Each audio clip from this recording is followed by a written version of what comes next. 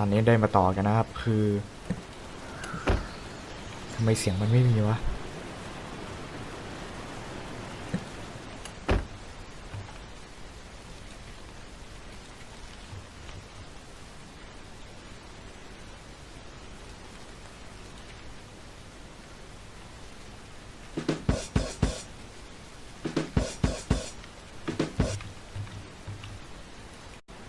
โอเคนะครับตอนนี้เจอแล้วหมาป่าอืมอืมคือตอนนี้ผมได้ทำการเล่นใหม่นะครับผมรู้สเตตัสอะไรเยอะแยะเลยก็หลังจากที่ตายนะครับนอนในรถก็ไม่ได้ทำอะไรก็ไม่ได้นะครับจะสังเกตเห็นว่ารูปตาเราเนี่ยมันคือพลังงานเรานะครับตอนนี้หมาไปแล้วนะครับคือต้องได้รับพักผ่อนนะครับแล้วอีกอย่างหนึ่งไอ้ตรงช่องเก็บของเราเนี่ยจะเห็นว่าน้ำหนักมันจะลดเรื่อยๆมันก็คือแรงเรานะครับว่าแบกกระเป๋าไปได้กี่กิโลนั่นเองโอเคนะตอนนี้ผมก็น่าจะโอเคอยู่ มั้งนะอืมแล้วตอนนี้เกมมันก็มีอัปเดตอะไรนะครับก็คืออัปเดตเสียงการทำอาหารเบาเสียงทำอาหารเบาเกินเนาะมีการอัปเดตใหม่นะครับตอนนี้น้ำกับอันนี้คือผมน้ำกับอาหารลดลงมากเออต้องหาอะไรกินก่อนเนื้ออันนี้ทำเสร็จแล้วนะครับกินก่อนเลยโอ้โหเพิ่มมาอย่างเยอะเลยว่ะคือน้ำพวกเนี้ยถ้าเนื้อถ้าไม่กินมันจะทำให้เราอันนี้ได้นะก็คือเนื้อมันจะบูดนั่นเองเสียงลมอาจจะดังไปนะครับต้องขออภัยด้วยต้องค่อยๆไปเพราะว่าเหมือนจะเจอหมานะคนตามรถไปก่อนอะไรเศษผ้ากระจกมีอะไรไหมไม่มีโอ้เสียงลมนี้ผมก็ไม่ค่อยชอบนะ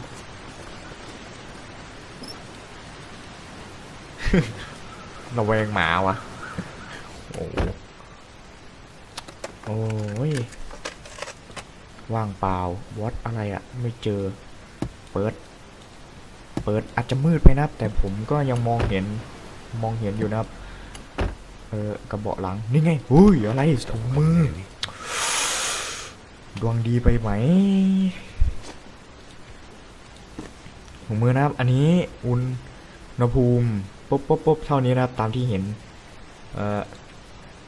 อ๋อนี่มันแข็งอยู่นะครับป้องกันเพิ่มมาหนึ่งมันยังแข็งอยู่ก็มันก็เลยยังไม่บอกนะครับอะไรก็ติดลบต่างๆแล้วต้องเอาไปแช่น้ำทางไหนเนี่ยน่าจะทางนี้นะ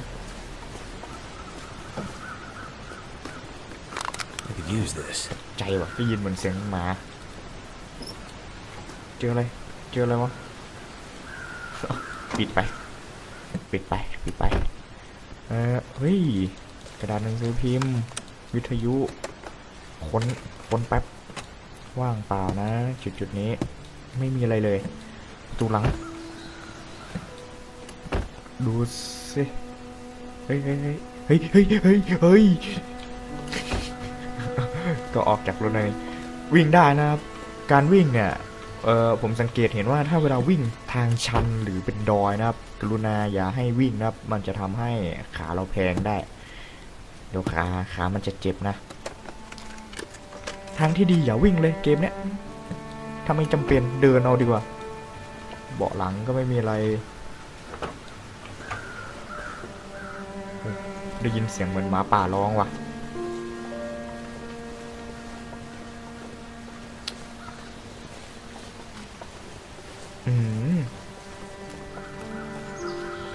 เจอหมาป่าเฮ้ยผมรู้ว่าอะไรสามารถ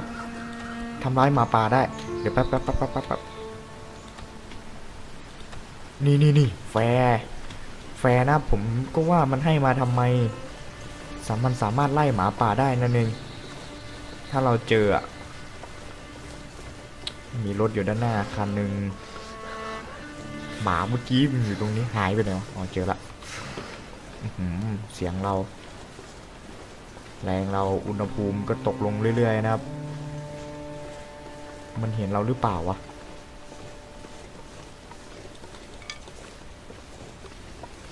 อย่านะอย่านะอย่านะไอหมาโง่แกทำให้ฉันดูแย่โอ้ไม้เยอะไม้เยอะไม้เยอะผมคิดว่ามันน่าจะไม่รู้อ่ะถ้ามันมาจะเอนี่ผมเอ้ยไม่เห็นว่ะ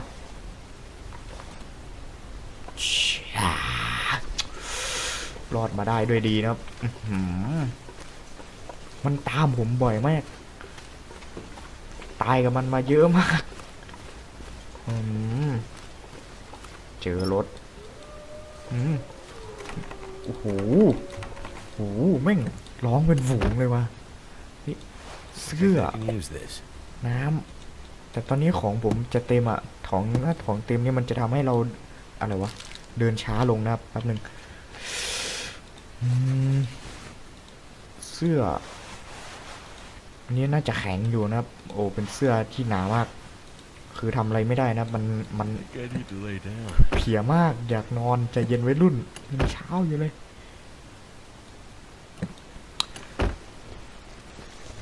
หมามันกำลังมานะครับวัดอะไรอ่ะเห็ดเหรอดูสเตตัสแป๊บหนึ่งครับถ้าเรายิ่งเพลียเนี่ยเราจะแบกของหนักแล้วมันจะทำให้เราเดินช้ามากๆเก็บเห็ดก่อนนะครับเห็ดนี้เอามาแก้ท้องร่วงได้เฮ้ยเจอไม้ว่ะไม้แผ่นใหญ่ว่ะสำคัญนะเยอะด้วยแต่ของผมเหมือนจะเริ่มเยอะหรือเปล่าวะ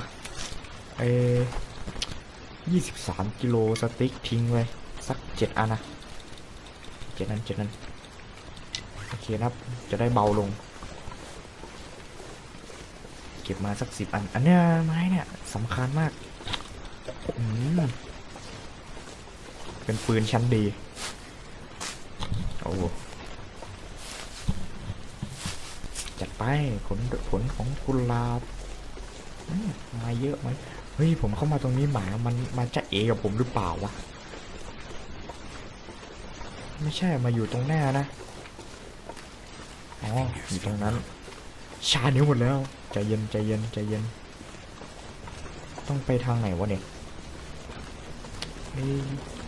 ได้ยินเสียงไม้นะครับผมก็ไม่รู้เหมือนกันว่าต้องไปทางไหนอ่ะ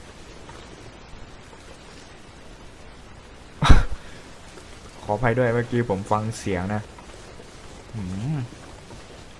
เฮ้ยตรงนั้นผมได้ยินเสียงนกเจอหมาว่ะ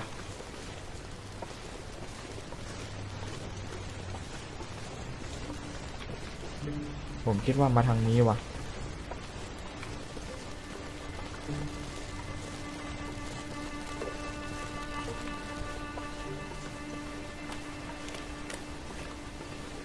เดินบนน้ำแข็งเหรอจะแหกไหมวะตอนนี้อากาศมันจะเริ่มหนาวลงเรื่อยๆนะผมไม่รู้อ่ะเฮ้ยกระต่ายดินมันลื่นนะเมื่อกี้พื้นมันลื่นอันนี้เก็บมาสามารถกินยำฉุกเฉินได้นะก็เพิ่มมาเยอะจะได้อยู่เก็บเท่าที่จำเป็นนะมันอยู่ไกลเราก็อย่ากลัวพื้นมันแตกว่ะ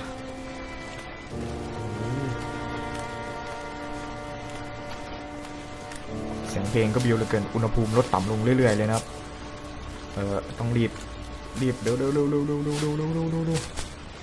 พายุมาอีกอะหารถหาล่มคือถ้าน้ำหนักเรามันเกินเนี่ยเราจะวิ่งห้ามวิ่งเลยเด็ดขาดนะครับถ้าวิ่งเนี่ยมันจะทำให้ขาเราหักโอเคไปก่อนนะเจ้ากระต่ายทำไมมันไม่กลัวเราเลยวะน่าจับมากินปักมากอุณหภูมิลดลงแล้วเราก็เดินต่อไปเซฟเกมนะครับแสดงว่ามาถูกทางใช่ไหมถึงได้เซฟโห ผมขอเดินตามโอ้เมื่อกี้เฮ้ยเจอกวางว่ะ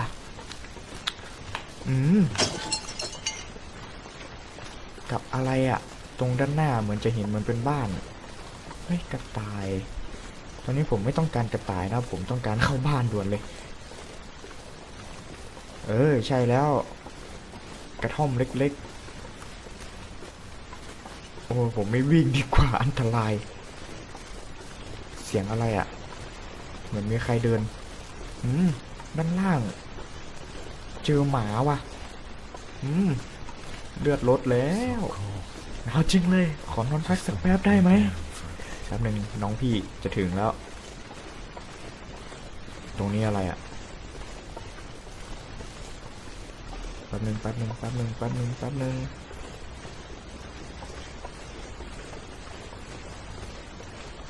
โอเคผมคิดว่าน่าจะไม่มีเลย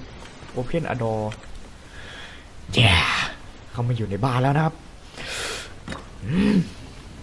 โต๊ะงานช่างโอ้อยู่ในนี้อะไรอะ Broken Metal Door เป็น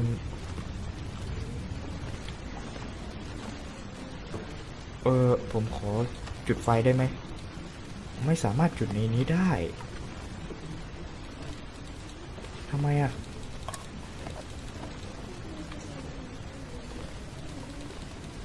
เฮ้ยหาของแป๊บหนึ่งครับวัดอะไรลายที่ใช้แล้วโอเคโต๊ะช่างอันเนี้ยมันเอาไว้ทำอะไรอ่ะใช้ไม่เป็นว่ะมีแต่เหล็กทั้งนั้นเลยมีเตียงนอนด้วย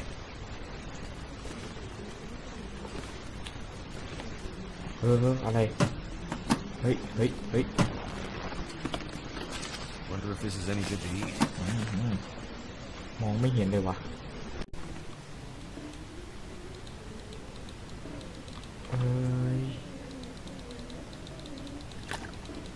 เจอน้ำกางเกงอ๋ออันนี้นอนเลยนะครับผมคิดว่าผมจะทิ้งของไว้ในนี้ก่อนนะครับแล้วยาแล้วตอนกลางคืนเนี่ยค่อยเข้ามาเก็บแล้วก็เราจะมานอนกันอันนี้ทิ้งไปอันนี้แข็งอยู่ทิ้งนะครับเหมือนเมื่อกี้จะเจอกางเกงกางเกงนี่ใส่ได้เลยว่ะอ๋อลมมันมาใส่2 ชั้นเลยเยี่ยมโอเคด้านนอกเสียงลมเยอะมาก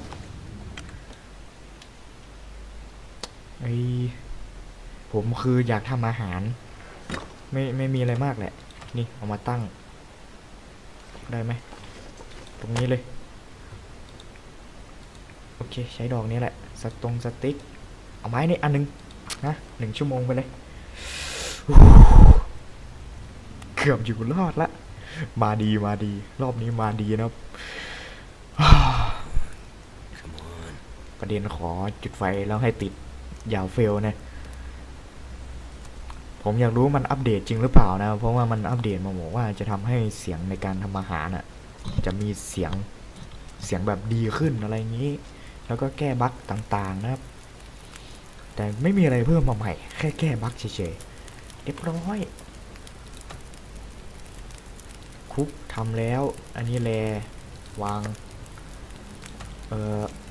โอเคไม่มีละอาหารเหลือน้ำเหลือเยอะเลยอุดมสมบูรณ์ว่ะ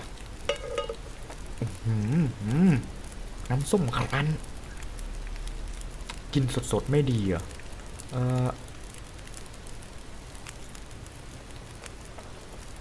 ลองดูนะอันนี้มันเป็นพับชี่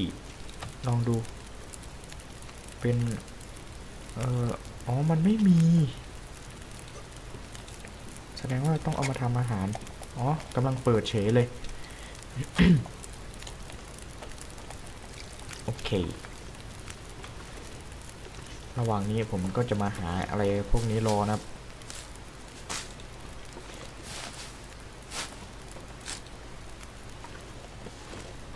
อะไร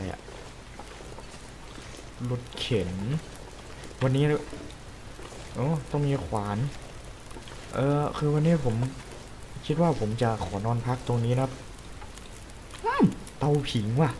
เฮ้ยมันมีอยู่แล้วเคเย็ดเสียหมาเลยเอาใหม่ใช้อันนี้ดีกว่าผมคิดว่าอันนี้น่าจะดีกว่านะครับ โอ้โหเสียรู้ช่างมันตอนนี้ก็ดูไม่ได้นะครับว่าเวลากี่โมงแล้ว ผมต้องเตรียมน้ำไว้เยอะๆเพราะว่าเวลาตื่นนอนมามันจะเหมือนจะหิวน้ำนะครับเร็วโอเคไม่เฟลด้วย That did it. ใส่ไปเลยนะครับใส่เลยครบเพลิงอ่ะหมดละ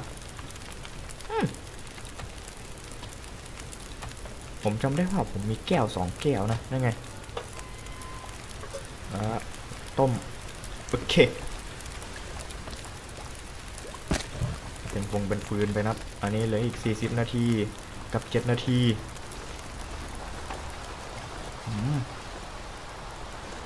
ผมอยากรู้อ่ะอันนี้มันคืออะไรบ้านเหรอห้องน้ำเหรอ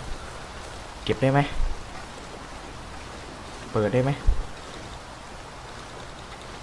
ไม่มีอะไรเลยกวางนี่เอาหินฟาดได้ไหมเนี่ยปลาหินโดนมันกวางอยู่แถวนี้วะนั่นไงว่าไงน้องกวางเหมือนชุดผมจะเปียกหายเปียกละ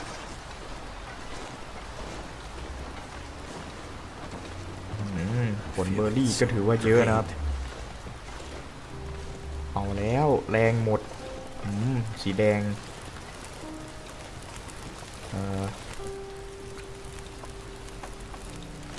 เก็บก่อนครับอันนี้ทำพวกนี้ก่อนดีกว่า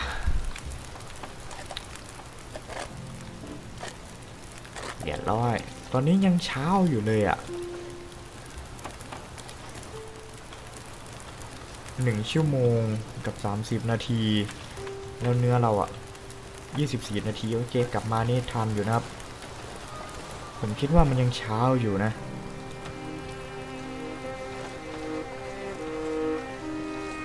แต่ไปไหนไม่ได้อ่ะพายุหิมะมางั้นคืนนี้ก็เก็บไอ้ของพวกนี้ไปก่อนอย่างน้อยก็มีน้ำกินอ่ะอันนี้มันเหมือนจะเพิ่มเนื้อด้วยนะครับเนื้อเน้นๆนะพยายามอย่าให้เลือดเราลดพอนะครับเลือดลดนี้ก็คืออุณหภูมิในร่างกายต่ำนะครับแล้วเลือดเราก็จะลดโอเค Can't feel my hands. มือเริ่มไม่รู้สึกอะไรแล้ว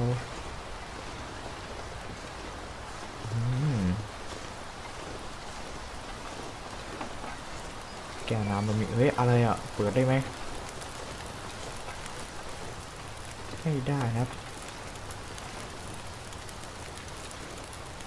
11 นาที12 นาทีเร่งเวลาเลยอ่ะสุกแล้วนี่เก็บมากองไฟนี้เราจะไม่ใช้นะครับพอดีผม อยากใช้กองไฟนี้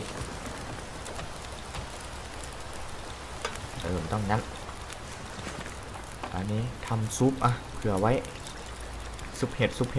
เอ้าเห็ดไม่มีน้ำเดี๋ยวดูแป๊บนึงนะว่าน้ำผมอะน้ำปกติมีเยอะไหมแต่ปกติผมมีน้ำเยอะอยู่แล้วนะ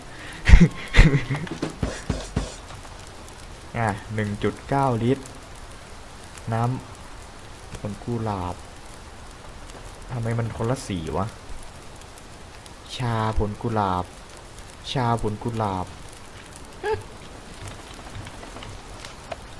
แป๊บหนึ่งนะ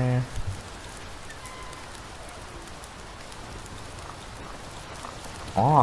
ของร้อนๆนี่เองเพิ่งทำนะครับแล้วเรียกว่าอะไรอ่ะที่ผมทำเห็ดอ๋อมันยังไม่สุกโทษที ครับระหว่างนี้ครับรอ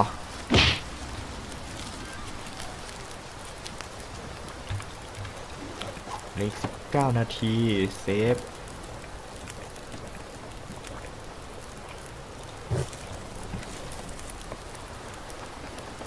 ตกใจได้ยินเสียงหมา เห็ด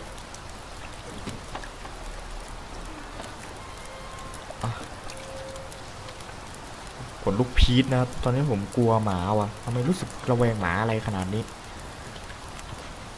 ครับครับครับเห็ด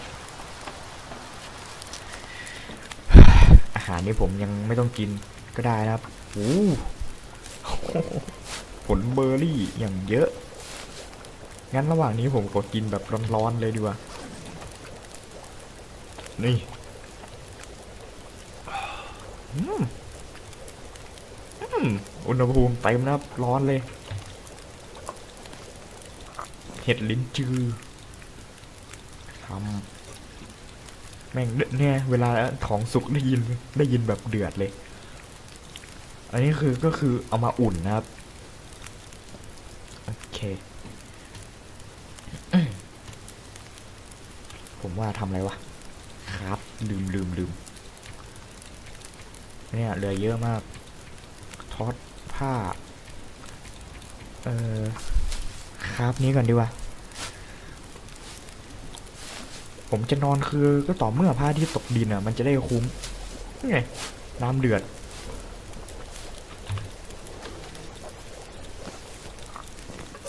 ทำไมอันนี้มันมีเรื่อยๆอ่ะ แปลกใจว่ะ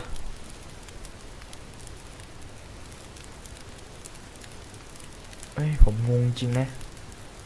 อันนี้ก็ใกล้หมดอายุแล้ว กินเลย อย่างน้อยก็เพิ่มเนื้อนะครับ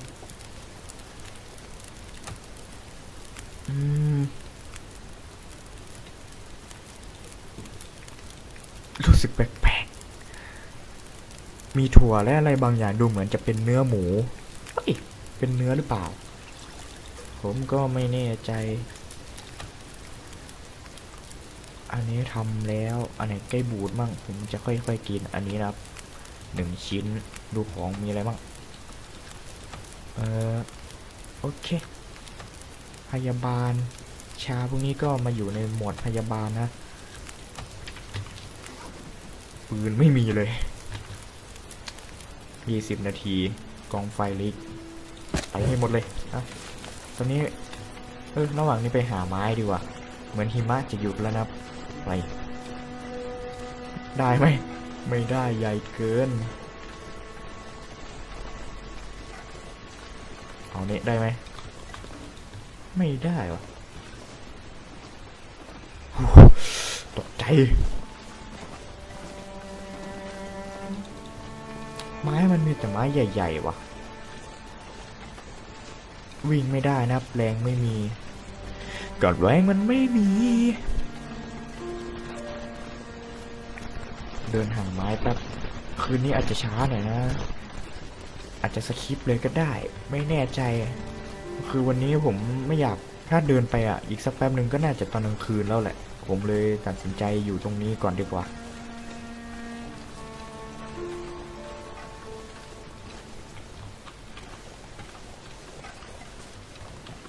ความจริงมันก็เหลืออีกหลายชั่วโมงนะเฮ้ยตรงนั้นสะพานที่เราเดินมาหรือเปล่านี่เจอไม้แล้วว่ะกระโดดไม่ได้อีกฮัลโหลกว้าง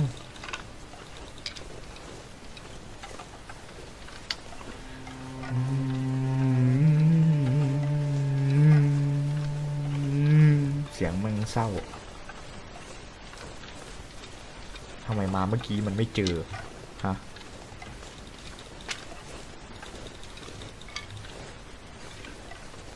น้อยไม้พวกนี้ก็เอาไปทำเป็นเชื้อเพลิงได้อะสาหร่ายไม่มีเลยเหรอโอเคนดุยไม่เอาไม่เล่นอีกพอเลยโอ้โหเสียงน้ำกำลังเดือดนะครับบุดบุดบุดบุดบุดบุดบุดบุด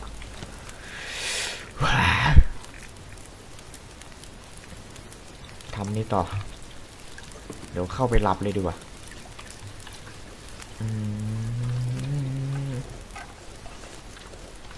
ขออีกสักนิดนะ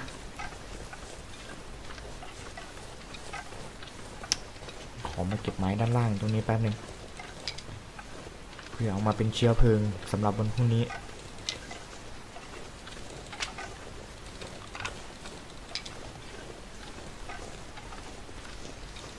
โอเค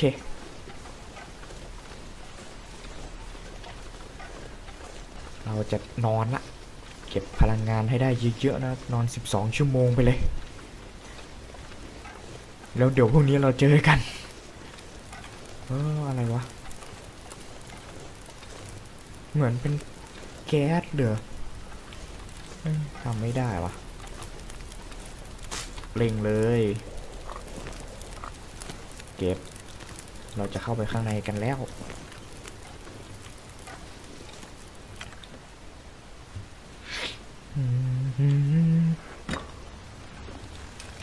งานช่างไม่มีบูปินนะครับไม่รู้ว่าเอามาจากไหนเฮ้ยมีลิ้นชัก This could be really โอ้ useful. มันบอกสามารถซ่อมได้นะครับเอาไว้ซ่อมอะไรสักอย่างหนึ่งโต๊ะช่าง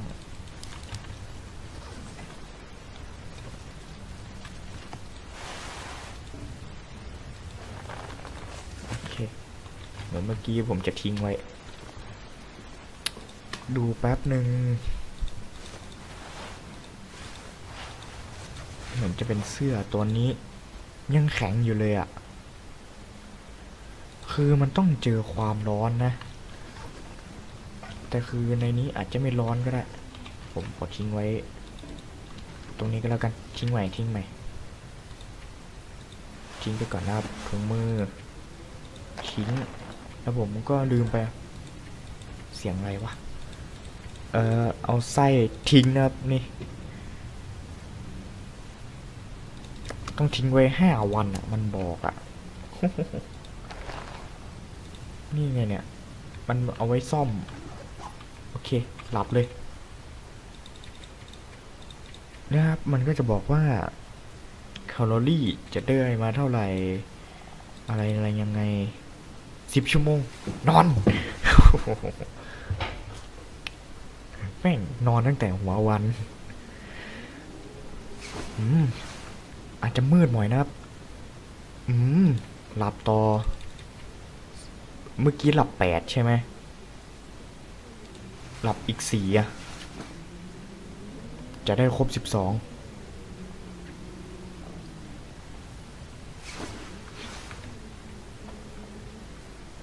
เริ่มเช้าแล้วแต่พระอาทิตย์ยังไม่ขึ้นอีก1 ชั่วโมงก็แล้วกัน